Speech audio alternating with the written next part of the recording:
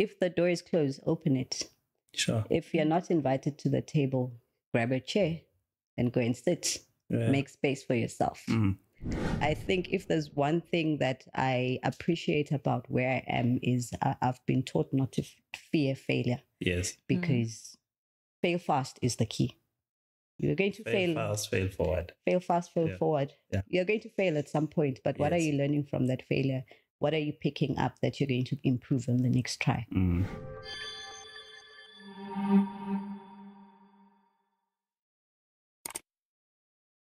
Thank you.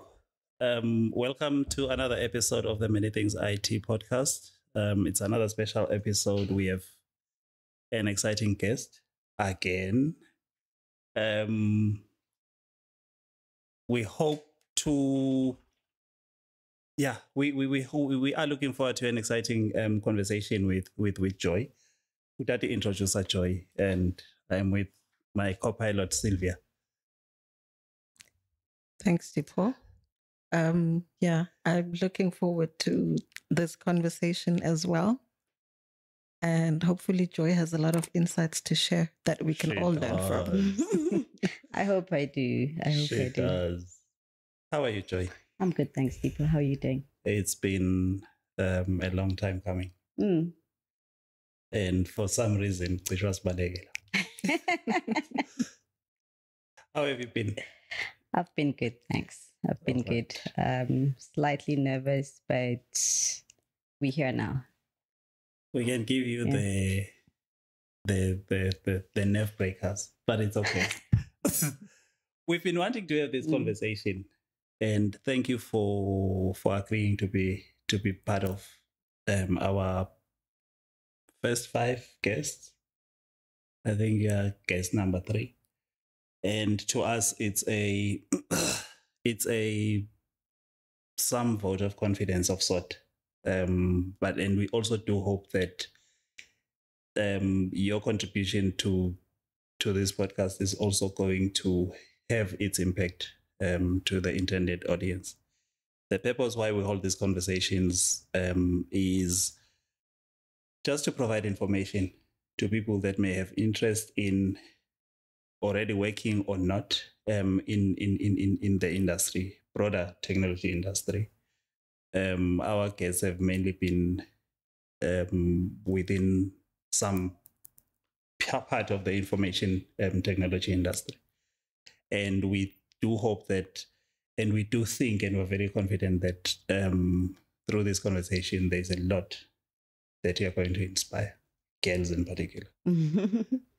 Yeah. I hope so too. As it who is Joy? Joy is happiness. Okay. Yes. When my parents named me, I think they knew. Okay. Yes. Joy is a girl with big dreams. Okay. And that I do, I just always want to make sure I attain the goals that I set for myself. I like reaching out for things that are beyond my reach because that's always a challenge. All right. One of my goals this year was learning to face my fears. So just in terms of being here, it's part of the fears I'm facing because... So technically we are your fears. You are my fears, yes. Just being out there and knowing I will be out there. It's quite a big fear. But sure. For me, it's the knowledge that I can impart during this podcast. It's the people whose lives I can touch. Yes. It's people like me that didn't think they can get labafuna kufika khona, but I hope I touch someone's life just by what I'm going to share. Okay. Yeah. All right. You've already touched our lives. So can we close? Well, that was quick. 5-minute episode. Very quick. I'll have something to share on the what you said around girl with What did you say? She said big dreams. Big dreams. Big dreams. Yes. And I have an experience. Sure. Okay. Want to share it now? No, later. Later. No problem. Yes. Yeah. And what type of household did you grow up in? So I grew up with my grandparents. Okay. Yes. Okay. They are one of my biggest inspirations.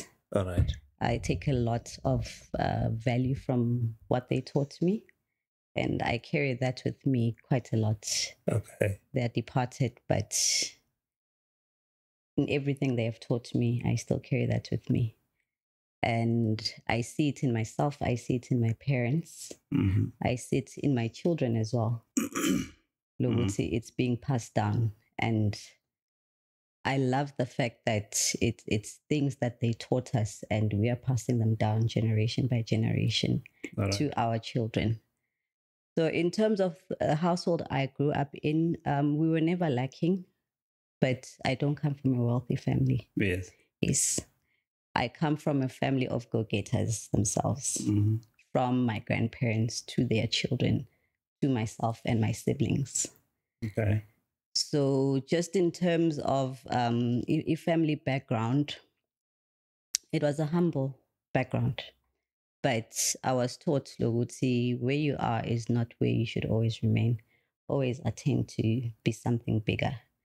And I think with my grandparents, they always wanted us to see the world. We'd have trips around the country. And back in the day, traveling outside of the country and overseas was not a usual thing. But they would take us around the country, and you'd be able to see where you're staying is there's different places and there's different people, and you're experiencing those people, those cultures, and you're seeing both the good and the bad. You're seeing Loguti, it could be worse for you, but it also could be better. So from the worst, you then want to assist love, where you see those people that are worse off than you. But how do you then help those people? There's people that are better than you. How do you get to that stage? What have they done? So you're learning from both sides, and you're picking the good out of every situation. So yeah. Okay. There's lots to pick from there. There's lots to pick from there for me, and trust me, it actually does. Disclaimer, I've known Joy for quite a long time. We've never been close, but we've known each other from a professional stance as well. but basically, there's a lot that, from what you're saying, that get certain dots. Yeah. Popular opinion says Bantu Koko was spoiled. I'm not saying you're spoiled. It's a opinion, and opinions always have different sides of the coin. Yes. But I think for me also, maybe I should add, is good see over and above being Mvana Koko Namkulu, is my mom was a very present figure. Sure. And she's a very strong-willed woman. Sure. So there's a lot where Bokoko was spoiling, she would come in with a firm hand. And where they always do that. But for me, that was a teachable moment, because then I have learned a lot from my mother. Yes. I've seen, but I agree with you partly in terms of Bantu Bokoko, because I've seen how my mom has gone softer with my kids. They will get away with things that I never used to get away with. So I think it is sort of as soon as you're a grandmother, then you sort of go softer. I'll probably be the same with my grandchildren. Yeah. So yeah. Okay. But I guess it comes with age. It comes with age, I think. I think even you also sort of learn to relax when maybe you feel like, okay, I've done my part here. So with these ones, I can let the strings go a bit, because then the owners must be the ones that must be that are tightening. Yeah. Yes, yeah. That's what I wanted to say. It's maybe you subconsciously create a separation of roles and say the primary responsibility of shaping is on the parents. parent. Yeah. I'll come in on the other end just to show this young one that the world has got both the stricter sides as well as the not so strict, the nice side. The nice side to it, yeah, true. All right. And if I'm not mistaken, yes. If I'm not mistaken, you attended high school in St. Michael's? Yes. I started at St. Michael's. The primary? Sydney Williams was the primary. Oh, okay. St. Michael's was the high school, but then I changed to Segel. Oh. Yeah, my last 2 years of high school were at Segel. Okay. There is that St. Michael's part to it. Yes, the boarding school girl. That's a teachable moment as well. The good and the bad. But in everything in life, you just choose to go with the good and you take the bad as the lessons that I'm going with. Was it at Matu's time? When you were there? Yes, it was. Matu. Manu. Yes, Yeah. Mrs. Ngube. And you were there as well? Yes. Manu's time? Yeah, well, partially. Okay. It does seem there was some value system that was very strong at St. Michael's. Of course, social media, people will talk about how hurt they would be by the bad that I'm talking about. But as I say, it's a rumor. It's a rumor. Yeah, but it from observation, it seems okay. What comes out of it, the school itself, sort of had a very strong value system, and people from that school that I know are go-getters. They definitely have a conscious they take a conscious responsibility around value creation and that it's one of the things that from a observation from far, it's one of those things that I see. What was happening? We were teenagers. We were growing and learning. I don't think there was any specific, it wasn't so direct that I could say, this is what they used to tell us every single day. Okay. But we were growing, we were learning, and the values, I guess, were somehow just infused into the day-to-day. Okay. Yeah. All right. It's not like we'd find it written down somewhere. Yes. But I think you also took stock of the people around you as well. Yes. Where, as I say, you look up to people, you see something good in them and you want to attain that. Yes. I remember we used to have the assembly that list out the top 5 students.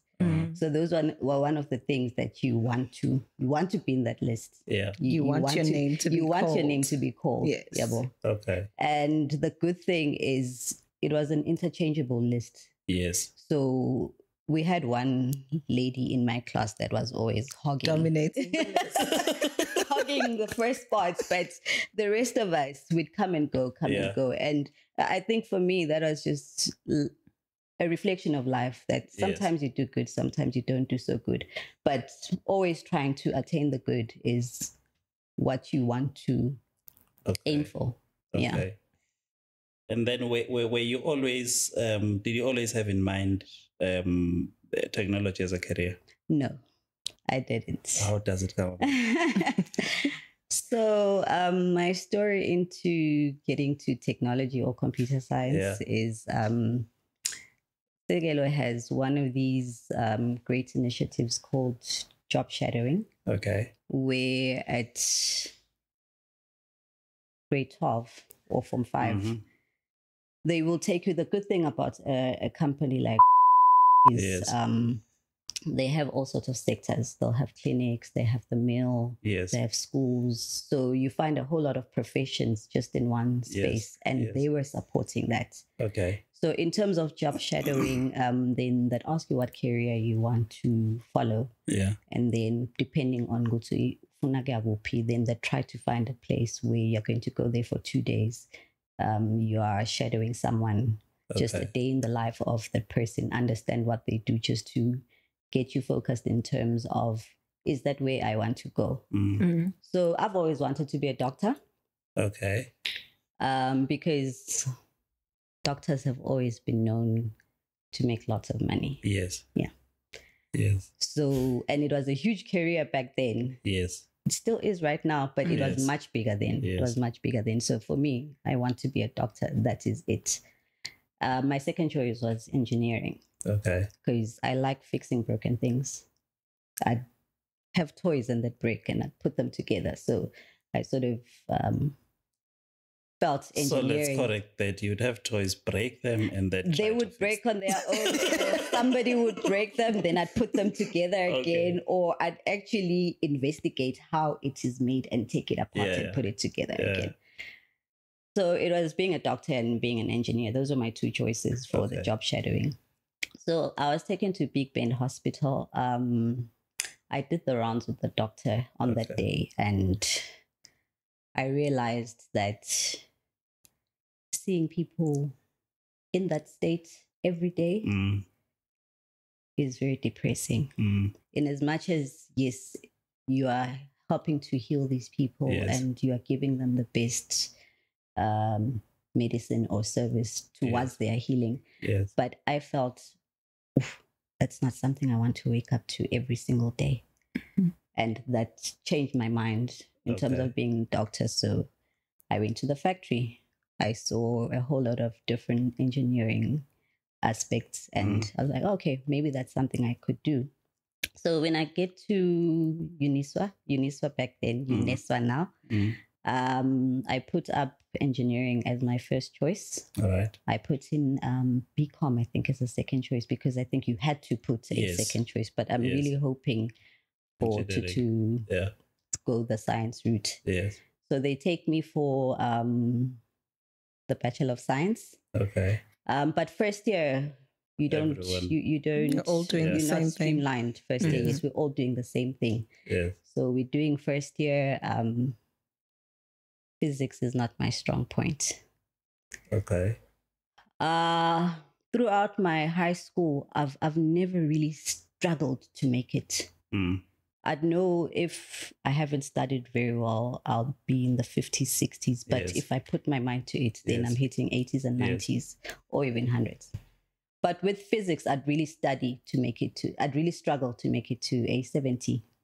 Okay. So I realized I'm really struggling. You know, with maths, I'm flying. You grab a concept, you know it right from the beginning, and you just take it through right there. But with physics, I'm really struggling to make good marks. Yes. So when it came to second year, where you now are being streamlined, it was my first time being introduced to computers, because I think we did a computer science course at first year. Okay. And I'm really enjoying it. Oh, this is a world that I've never really seen. Okay, we've seen computers, we had computers at school, but in terms of the background, we've never really been exposed to that. We do a computer course and it's something that I really enjoy. So I'm like, oh, okay, maybe that's something I could do. So that's how I landed in computer science. Okay. Yes. We're seeing quite a lot of that. Where people get... Yes. What was Melos's experience? How did he land into... What did he say? Head teacher. The head teacher actually made him fill out the form and essentially made the choices for him. Yeah. But I guess also from where he was standing, he knew what Melusa was capable of doing. Yeah. For me, it was the maths part. So it was just a matter of because they're still doing double majors then. Yes. So what do I pair the maths with? I think there was maths chem, maths physics. I can't remember the others, maths, and then maths and computer science. So then computer science was sort of the obvious choice because of my experience with the first year course that I really enjoyed. Okay. Yeah. All right. And as Nkubega, I really, really liked it. And for me, I think when I'm just zooming through something, that's when you get to enjoy it more. Yeah. Not that you shouldn't then do things that are challenging. Yeah. But it's much more enjoyable when you're not struggling. When you're not consistently struggling. When you're not consistently struggling, you know, and you are understanding and picking up concepts, and it's always so interesting. Oh, this. And yes. Yeah, it was that exciting for me. Okay. Yeah. All right. Okay, I'll come to that. Okay. One of the things that you're mentioning, and we're seeing it quite a lot. Mm-hmm. And you are lucky you went to a school that actually was taking that as a program to facilitate shadowing, which helps a person in high school towards making up a mind. Yes, of course, they may have in mind, I want to do this, but they never actually interact with it. Have you, in your working life, experienced such type of programs being done by schools? I see a lot of it, but as I say, it was my first time experiencing it at my high school, but that's like many, many years ago. All right. But with time, I think people are picking up on the concept, and even with career guidance, it's a more robust subject now, whereas I think in our time, it was just one of those subjects that are not taken very seriously. But now it's really taken, it's being taken very seriously. And you're seeing a whole lot of companies that are very welcoming to the idea of let's bring students here. What's a day or 2 days? Mm-hmm. They see what's happening, and at least it helps shape where they want to be going. Yes. So I've seen quite a number of programs that are doing that. I think at varsity level, it's a bit too late because there's a whole lot of internship programs that are going on. But at high school, that's when they should be happening, because I think that's where children need to then be channeled to what is it that you really want to do, and do you know what you want to do? Have you seen it in action, and is that really what you want to do? Give them that choice and exposure. All right. Yeah. I do feel that more needs to be done in that, particularly for kids in rural schools. Yes. The level of exposure is just never there. Yes, that's very true. I also do think that if a person works for such type of an environmental company that supports such type of programs, they would really be invested in actually being supportive of that, because you think if this kid is here next to you and you just aren't giving them the attention that they need, it would be a lost opportunity to actually expose the kid to what a type of career is doing. But shout outs to all those that are doing that, and we also encourage other people to actually open their hands. I mean, I think what you're right, and what should be a big highlight is the rural schools. Yes, because we've seen it happening with the urban schools. Most of the kids that we see coming through are from the well-known schools, the urban schools, but it's really from the rural schools. And I think maybe that's where more focus should be placed, because that's where they need it most. Yeah. In my school, we had a career guidance teacher. Like, this teacher X is career guidance teacher. That's what I said. But there is no career guidance. But there is no conversation around career. Up until and you were speaking about the changing mind into I want to do this, I want to do that, I want to do that, because of different circumstances. I went to university with one thing in mind, went out with another thing completely. All right. Mina, I know you from varsity. Yes. Yeah. I think for 2-3 years I never thought you were in sciences. That was always the case, eh? for 2-3 years I never thought you were in sciences. But also I also had my own I like demons. that though. I also had my own demons. I mean, there is someone who said he never knew that I was in sciences because of every other thing that I was doing. No, I got that a lot. Yeah. Like people like me don't do science. I would want to ask people like what me. What does that even mean? People like me. So how? I can share the why.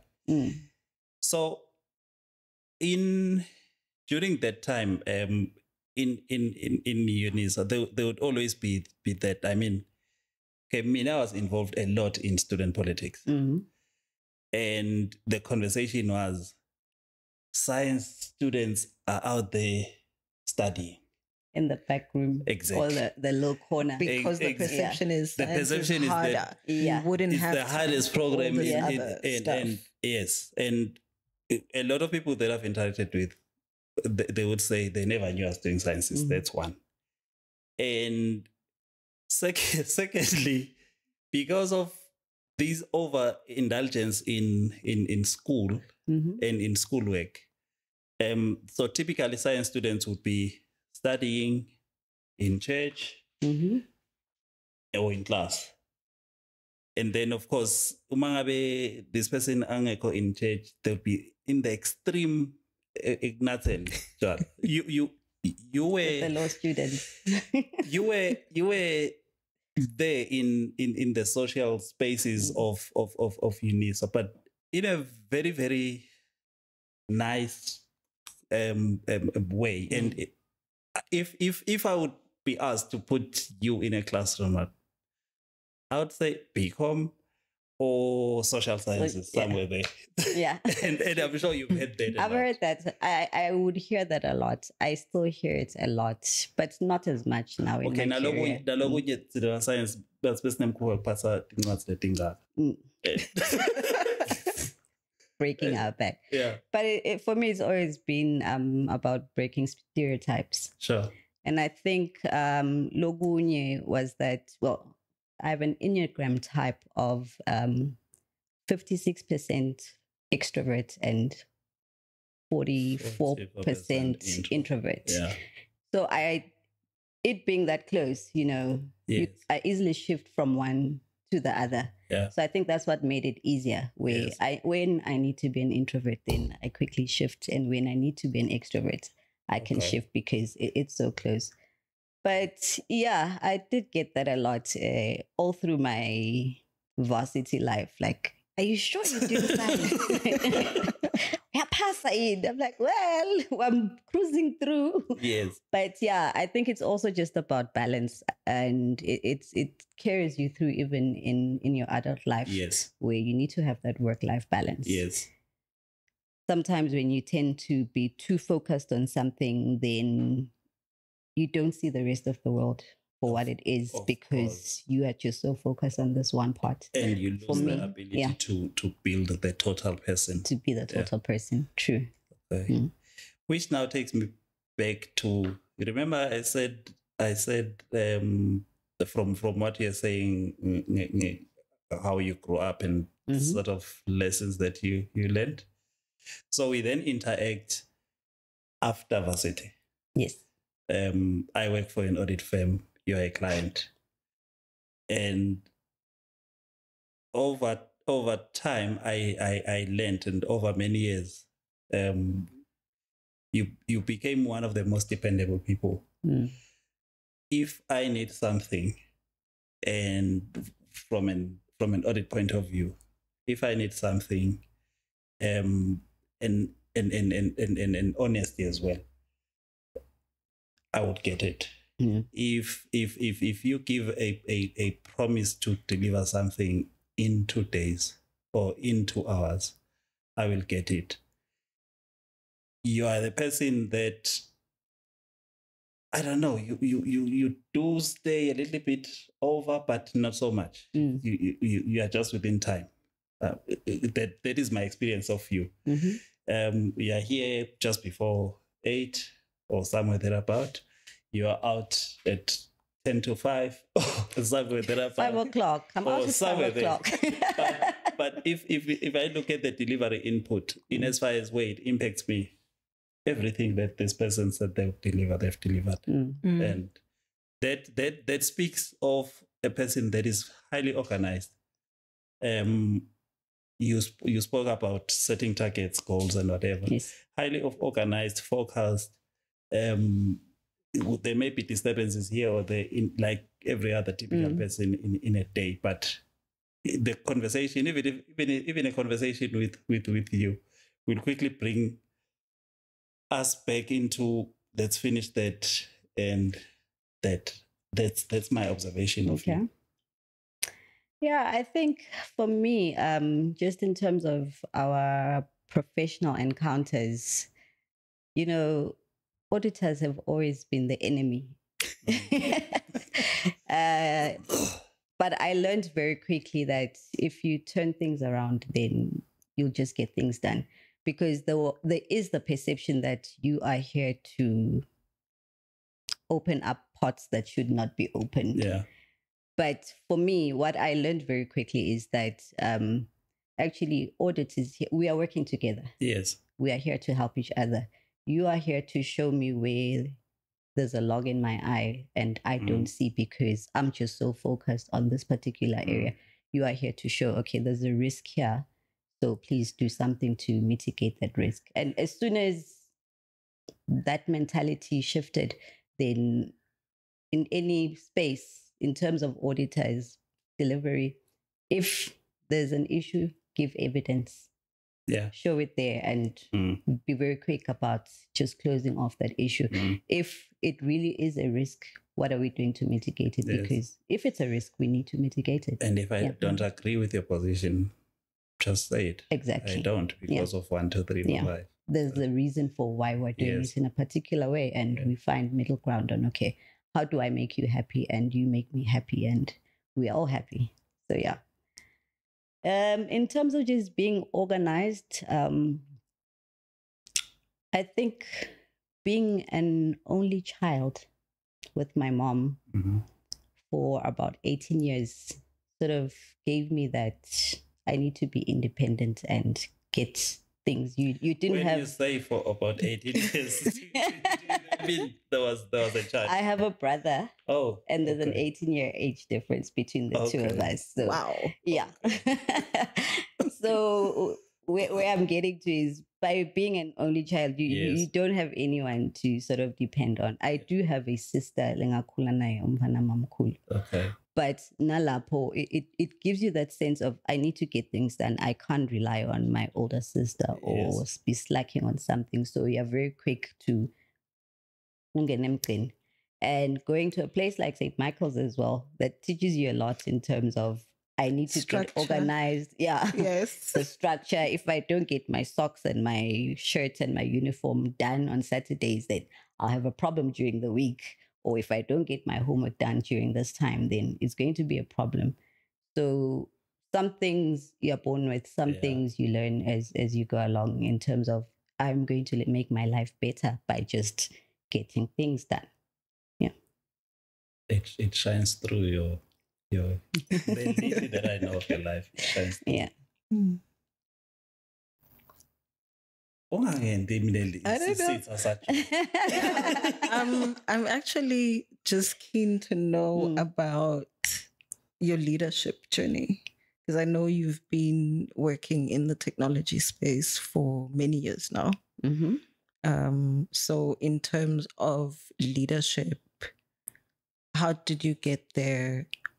Like, what are the key things that you would say a person needs to have in terms of character traits? Because obviously someone who's trying to elevate themselves to leadership already has the technical skills or that foundation. But how do you get there? 4 words that are coming to mind is walk the walk. Well, it's not really 4 words, probably going to be 6 words, but walk the walk and talk the talk. Because it's very easy for someone to say, I am this. But where the essence is what do you do and what do people see you doing? I mean, people was talking about how he's seen me working. It for me, it wasn't, I am trying to show him this. I am telling him I am this. He is seeing it for himself. So just in terms of my leadership journey, it's been an interesting one. It's been an interesting one because the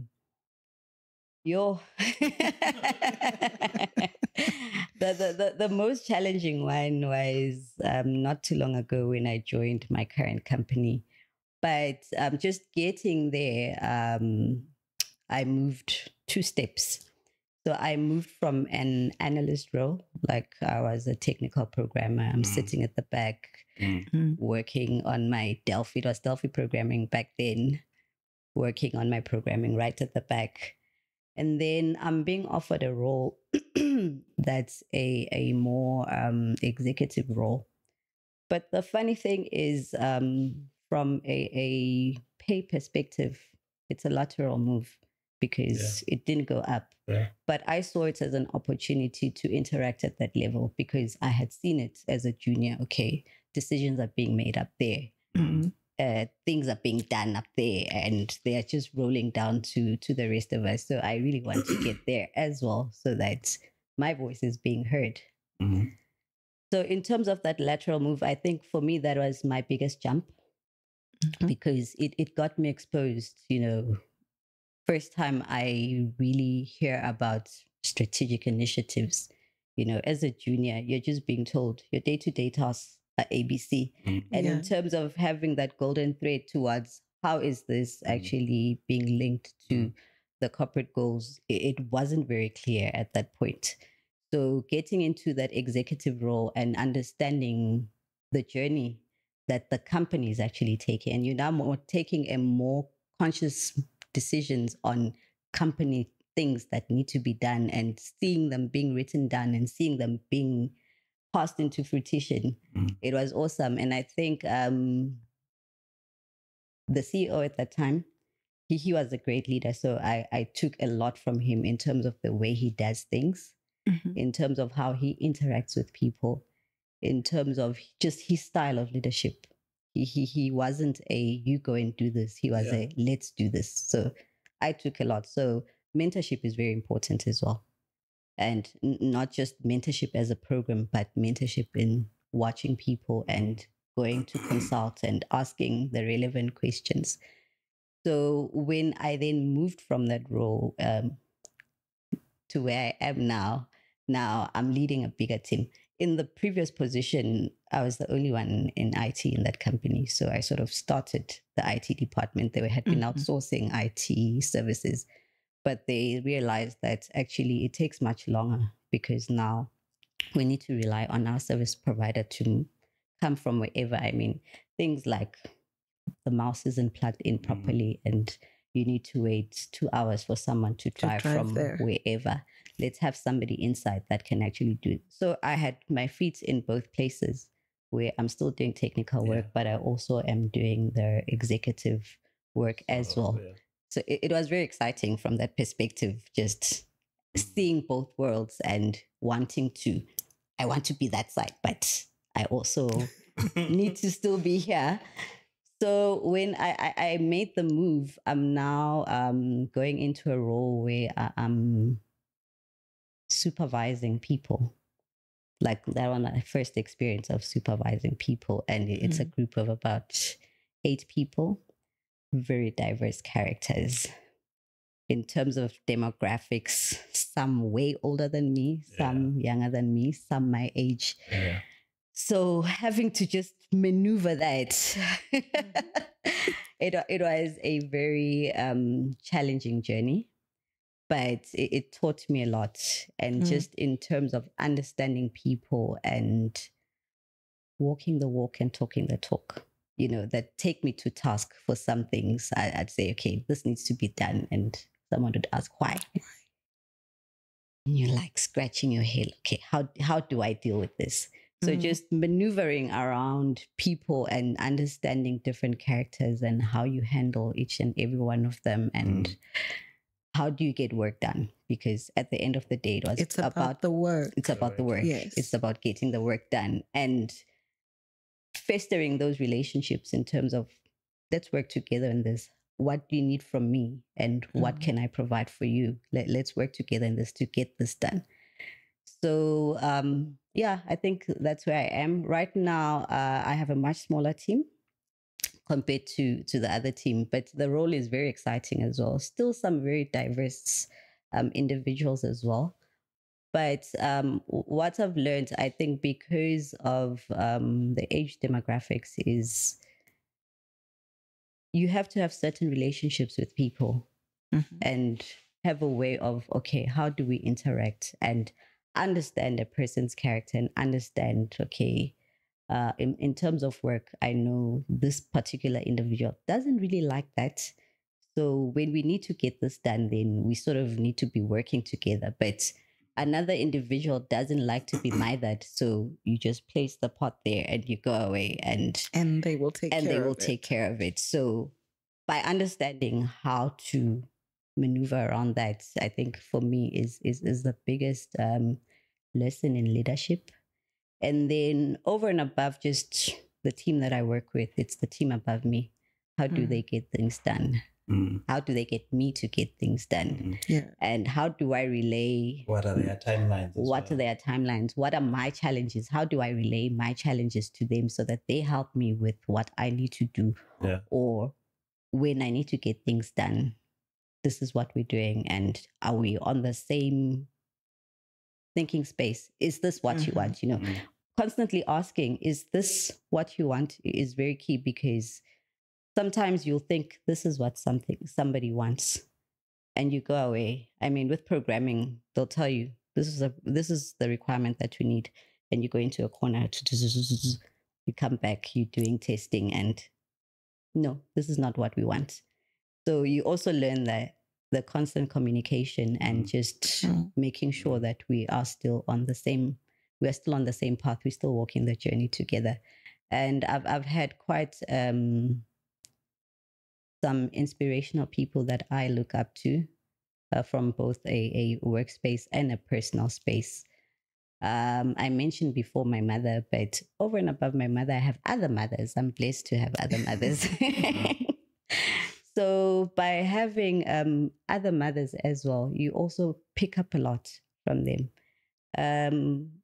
I think my grandparents just have such good genes, because with all their children, there's just this, we are go-getters, and it's passed down even to the next generation. So even with my other mothers, there's a lot that I'm picking from them from a leadership perspective in terms of how they do things, not just from their professional stance, but even from family, family instances. I think I'm at the age where I'm participating in family meetings. I'm no longer the child in the family. I'm no longer the child in the family. But in terms of that move, just you are now sitting in the same space with your mothers, and you need to have an opinion and voice your opinion, obviously in a respectful manner all the time. But your voice must be heard, because even in other instances, they don't see things the way you see them. So by showing them a different side of a particular situation, Nabo Babatalo, oh, okay, we actually hadn't thought of it in that way. And you sort of the bridge as well, because I have my younger siblings as well. So I also need to bring in their opinion into the picture to say, oh, actually, the siblings think ABC, and the mother's like, okay, we'll see what you do about that. So from both a personal life and a work life, I've had some very good inspirational leaders and influences that have shaped how I carry myself and the type of leader that I am. Yeah. Okay. Maybe just to piggyback on that, but also for the purposes of the viewer, Joy is not mentioning companies because it's how we chose to conduct this engagement. Mm-hmm. The engagement is more around what Joy is and what Joy brings to and just to confirm, Joy is playing a leadership role Mm-hmm. within the technology space in Swaziland. Very, very influential, I would Mm-hmm. say, at least influencing me. A question I would have is our industry, our profession, which is technology, IT in particular, Mm-hmm. is still very male dominated. And you speak of an environment where you are leading a bigger team. Age, demographics come into play at that time when you are breaking through. Mm-hmm. And a team has got its own ways of its own ways of developing. There are different stages, forming and whatever. Yeah. Yes. You are a woman. From a structure point of view, you're also a little bit tiny. And you have people, male, Mm-hmm. and we know our society and patriarchy and everything. Are they to be led by Joy? Of course, now it's been quite some time, so you have already established the way of work. What is your advice to a person, a young lady that is looking towards growing into leadership in technology? There are perceptions as well in technology, just like basically in sciences and technology. There are perceptions. If you can ask from a group of people, who is the best scientist, they will talk about males. So that creates a certain perception that males are better than. How do you break into that? And also coming from a career, and it's a good thing you're talking about being a developer. Developer is okay, at least now it's collaborative. But back then you are doing your own thing, and most of the time you're doing your own thing, and then engage with people to say, come, let's test. And then now you have to interact with people. There are all of these dynamics, and of course you've spoken about some of the things that you've had to balance. You're in the middle. It's a sandwich type of thing. What would be your advice to a girl, a young woman that is breaking in or looking to breaking into leadership? Okay. Into leadership or into the technology space? Leadership in technology. Okay.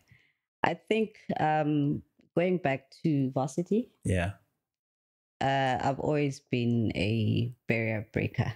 Sure. The ceiling is not the limit. Sure. The sky, even, I think the universe and to infinity and beyond is what we aim for.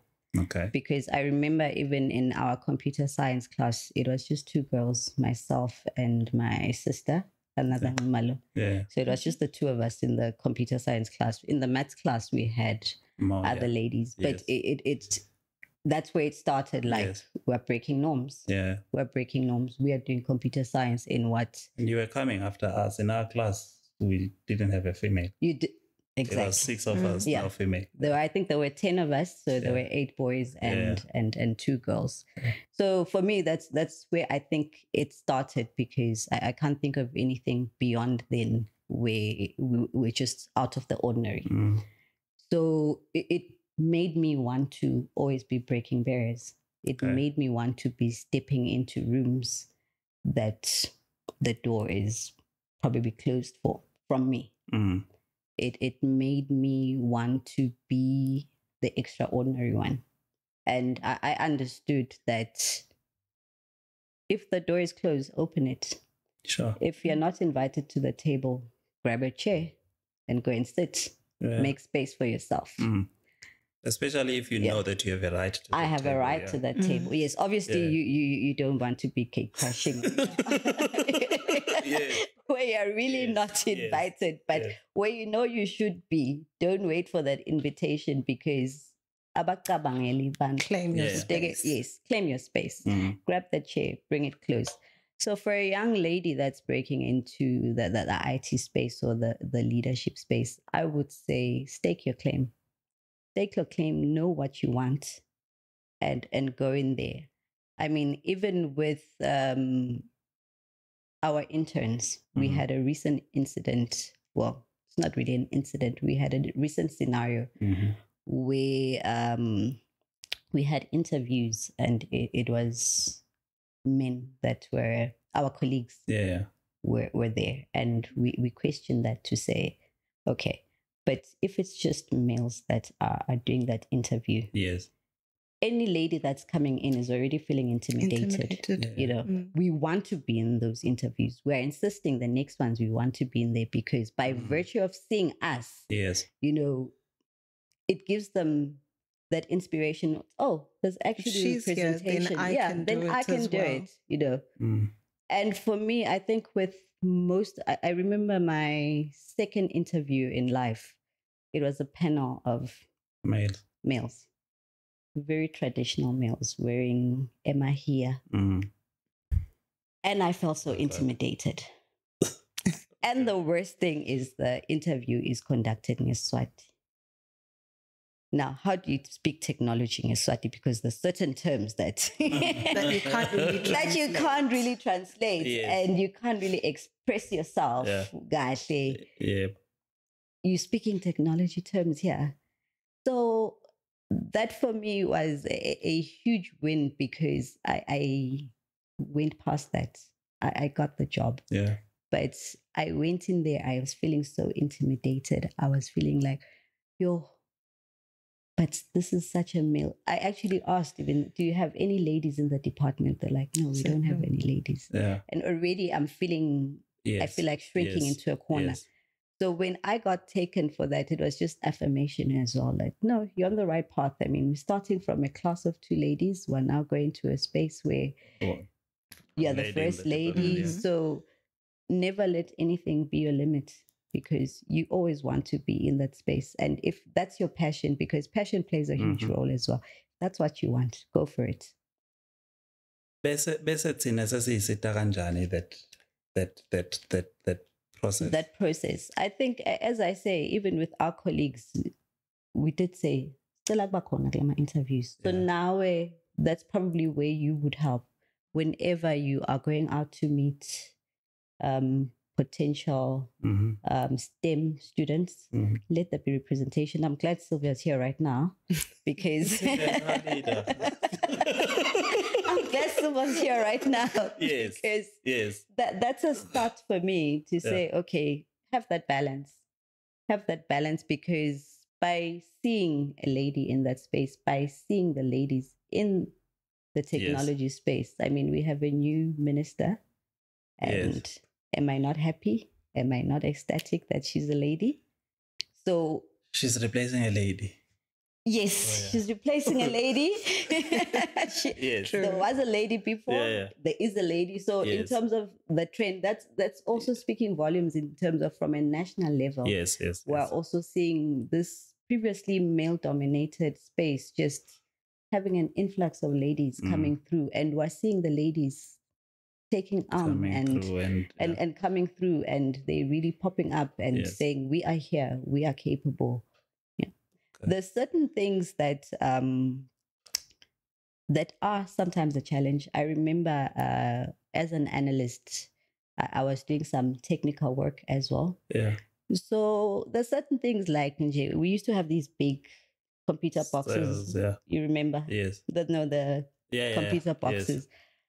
So sometimes we'd need to be taking those, and you'd probably be able to take 4 at a go. But I need to do 4 trips. So there are certain challenges. But then IT or technology is not just about that. I learned very quickly that in terms of the space that I'm in, I like being behind the scenes, programming, analyzing things, looking at data, seeing trends. So that's where my stronghold is. Let's leave the heavy carrying to those that can. Not that we can't do it. I mean, as I say, I could do it. You can always outsource those things. You can always assess those things, but as I say, it was way back. It was way back. So there are things where it will pop up a bit. Yeah. But as I say, it's not impossible to do. You carry 4, I'll carry 1. You see what I've seen about us men is that we are quick to then pick up on those little things. But you can't carry 4 and it's suddenly an CPUs. We and in the process creating a mountain out of nothing. Yes. Yet we also don't contribute the same. Whatever it is, we our contribution is not uniform as men. And then that's a good figure. Sylvia says it's the sideliner because again the 1, 2, 3, 4, 5. Okay. I'm growing to be very passionate about that space, and the takeouts also that I'm getting is being conscious about how we actually formulate teams to perform tasks, and also checking in with others. What is your perception of this, and how can we improve it? Yeah. It's one of those things, and I think to all the gentlemen, it is what we need to carry every day. I think it's also on the gentleman as well to be very conscious about it. Yes, because sometimes it's just an inbuilt biasness. Yes, not that they are or you guys are consciously doing that, but because it's the norm. You're not really thinking deep. Yes, and putting that balance into place. Yeah, it calls for one to be intentional, to actually feed the subconscious mind with this intention every day, and make it more to be part of your subconscious decision making. Sylvia, there is a lot, Joy. See, go with the cards, but no, it's fine. There's a lot. There's a lot from my end.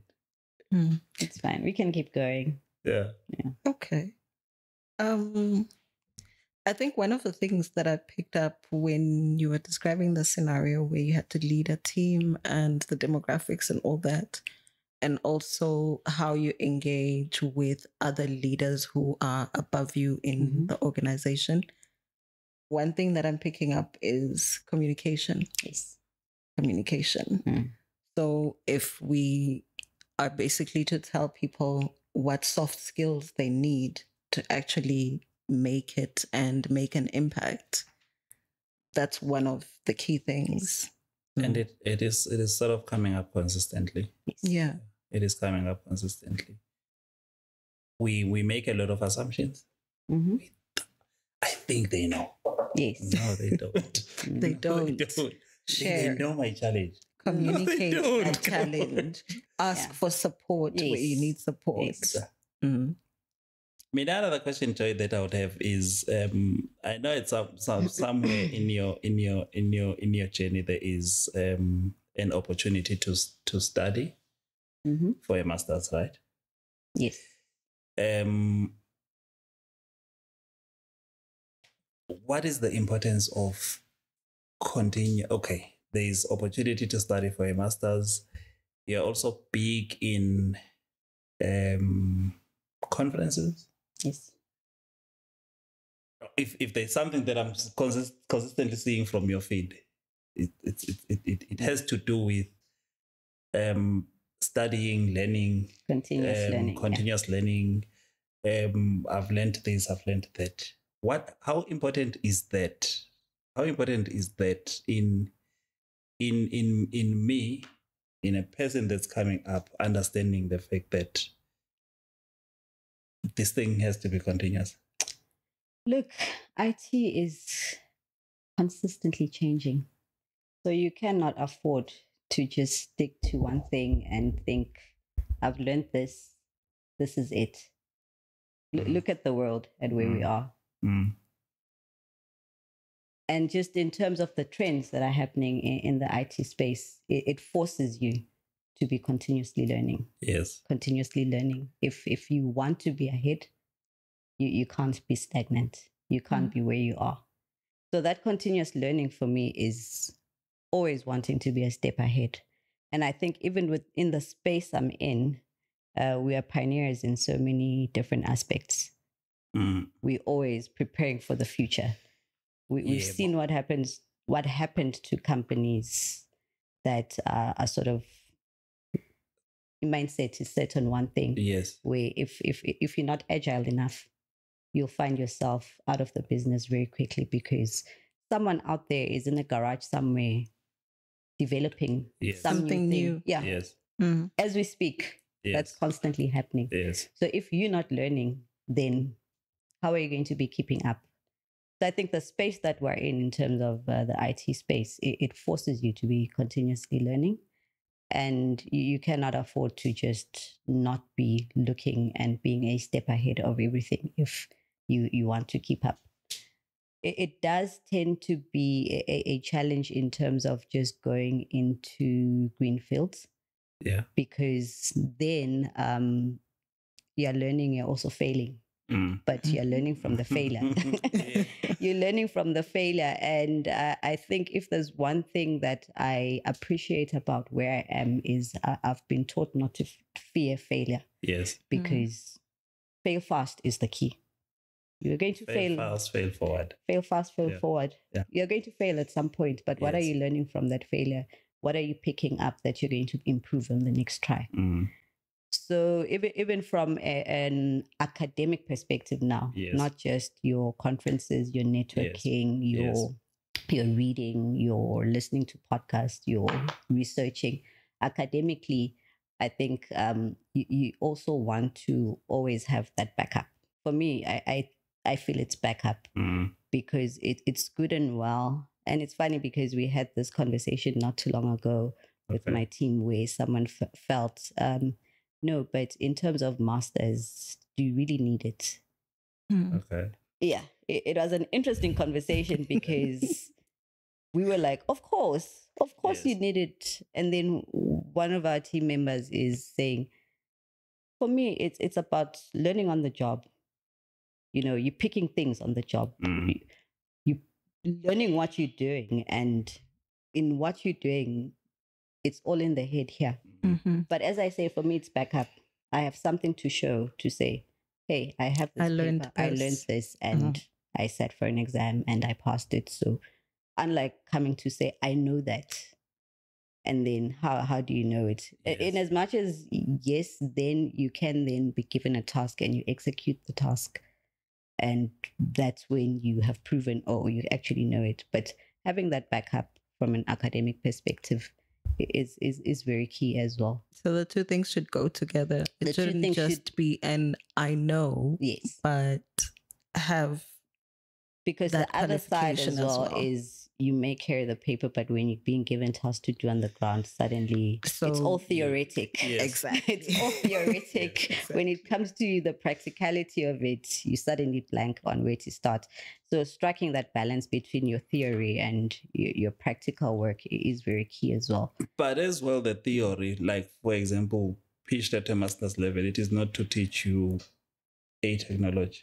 Yes. But it is more to say, I know where I can go to if I want to learn something specific. I have sufficient theory and skill to be able to go and source and consume. And consume, yeah. Because these masters and degrees and everything are not just, probably they can put you at the door. Yes. But there is still more to be done. But if there is a problem that needs solution, you actually tap back into those skills that you are picking up from that. It becomes important in that manner. And the soft skills are very important as well. The soft skills are very important. Of course. Yeah. Of course. And Isiwe sneaked in something. and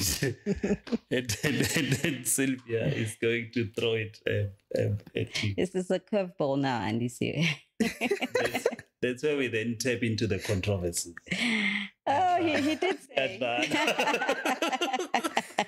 Don't worry, Joy. It's not controversial. Okay. Yeah, before we close, just to take us a bit away from this very serious conversation we've been having, I'll give you 5 quick fire questions. So the first one, movies or TV shows? Both. iPhone or Android? So before you answer that, okay. It is a shade thrown at me. Well, you're corrupting the guest. Get that. I think I'll pick a good both, but let me explain. I started with an iPhone and I moved to an Android, and I now want an iPhone. Okay. That's why. And for me, it's because they both have certain features that they both have strengths and weaknesses. Yeah. Mm-hmm. So that's why it's sort of a balance. And yeah. But as I say, I'm moving towards iPhone again, but I currently am an Android. Good. Yeah. I mean, I use phones. You use phones. You send, receive, message. That's it. Doesn't need to be complicated. Winter or summer? Summer. Definitely summer. Yeah, definitely summer. Why? Because I love the outdoors. Okay. And summer provides for that. You know, winter, there's so much you can do in the cold. Yeah. And just being out there, you're better off in the house being warm. But summer, you're out there. Okay. The sun is shining. Yes. Okay. Summer represents happiness for me, and Joy. Winter sort of represents depression. So following my name, let's follow the sun, let's follow the joy. I mean, I give it summer because I get to stay on the outside longer. Yeah. Just being outside. Yeah. Okay. Football or rugby? None. Not a sports person. Not a sports person. I tried netball in high school. How long did that last? 2 years. As a center? Yes. How did you guess? Oh. As a center, I was running circles around them. Yeah. I played center. I after varsity, I taught in a high school, and in my whole life, I'd never appreciated netball until I got to be at a school, Lamawandla High School, which at the time was quite decent in netball. So, like the school sports games would go, the soccer team would get knocked out, and then would follow the netball team. So I just I got to appreciate the whole construct of a netball team and the role a center does. Yeah. Okay. Last one. City hotel or countryside resort?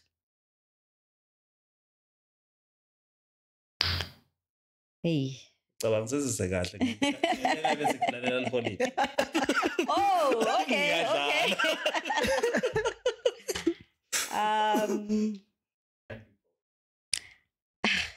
You're throwing in all my favorites with those questions because it depends on the day. It depends on the day, and it depends on the situation or on where I want to be. But I'd say for a better part of my life, it was the city hotel. But I'm growing more I think it's coming with age or something. Yeah. I'm going to appreciate more your countryside and just that tranquility that it all comes with. Yeah. Okay. Mm-hmm. Thank you for indulging. That was both the curveball. So, yeah. Right. Now, Joy, we are going to end it at this point. I think in about 12 or so months' time, we would also want to re-engage. And re-engage to develop from here. There is a lot, and there is a lot that we believe you can assist a lot of people with out there. And obviously, you said it, and we're already aware that your comfort zone is more on the behind the scenes type of thing. Yeah. And if you can look, the type of engagements that we are having, we are also behind the scenes people. We're also trying to challenge ourselves in terms of our comfort levels and comfort spaces. But we have defined for ourselves also a role to try and bring information to the front, to people that can consume it, pick it up, maybe that one advice or two, and chart their way into a fruitful career. You are having one very fruitful career. We didn't go into the other spaces, parenthood. We haven't gone to the spaces of how you balance that. Side hustling. There's a lot of that you are seeing out of you, and it's very, very appreciated. We appreciate it, and what it means, and how it is still a necessity to work as hard in that for a person that is out there working. There's a lot that you are doing that's so good and positive. Thank you. And through all of that you're doing, you actually create a sense also to us that we can do more. And we appreciate that about you, and as well as the sacrifice that you've made just to come here and see us. We truly appreciate. It's an investment that we are sure is going to yield something. Somewhere, somehow down the line, we'll be talking to that Joy engagement. Meant so much to me.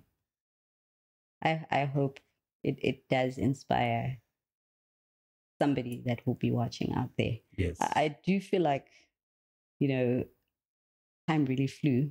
There's still so much that we still wanted to talk about. Yes. I mean, we had the prior engagement before recording, and there were so many things that we were talking about that I still feel we didn't touch on that. So yes, I'd be happy to come back and sort of zone in the different topics that we want to talk about. I mean, we haven't spoken about data. We haven't spoken about analytics. We haven't talked about AI. In as much as that's where I am, but it's also my passion. That's how I got to that space. And we definitely are going to talk about it. We had to take into account all dynamics that are happening and timing, and that's why probably it's a promise. We're going to take it to around your area, so that you have sufficient time. Oh, okay. To engage. Yeah. All right. In terms of where I am, no, that would not that your would house. No, when you say area, I was trying to picture which area you're referring to. But yes, I'd appreciate that because. I'm really happy to be here. I'm happy that it didn't turn out as frightening as I thought it would.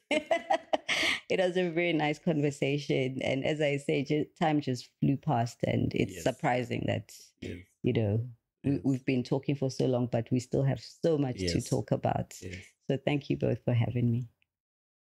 Thank you, Joy. Thank you for joining us. And we look forward to engaging with you in future. Yeah. And Tipo, do you think it would be a good thing to share any feedback with Joy, like from the episode once it airs? If we start getting that feedback of someone say, "Oh, this actually has motivated me to," Yes, we are. Anything that we receive, we will share. But also, we are growing. We're trying to grow the community as well, and encourage people to throw in comments. Okay. On the channel, because we also learn from those comments, and we also want to share those comments with the guests. in terms of you challenging, what did you call it? Your fears? You're a natural. Do it. Just do it. You're a natural. That's the new slogan. Just do it.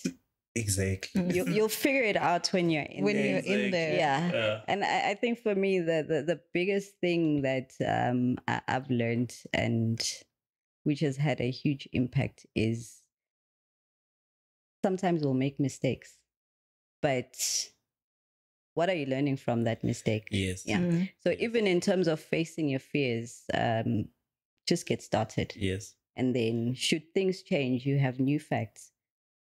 Be agile enough to change your direction towards where that new information is taking you. Yes. Rather than being stuck in one position. This episode will be uploaded as episode 7. My challenge to you: go to our episode 1, 2, 3, and just. I plan to do that. just see at the mistakes that are being made through. I plan to do that. Attitude was that, guys.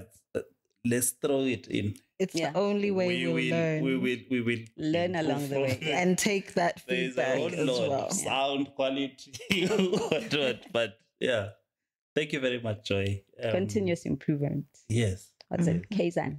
Kaizen. Yes.